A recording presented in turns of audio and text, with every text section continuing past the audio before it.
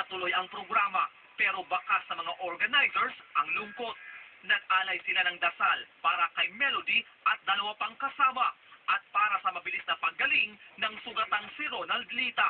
Nakaburol na sa kanilang bahay sa Daraga Albay ang mga labi ni Melody.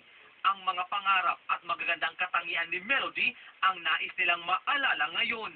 Hindi ko makakalimutan ang kanyang paglalambing lagi sa akin. Sobrang nangihinayang ako kasi she's my idol. And inspiration ko siya.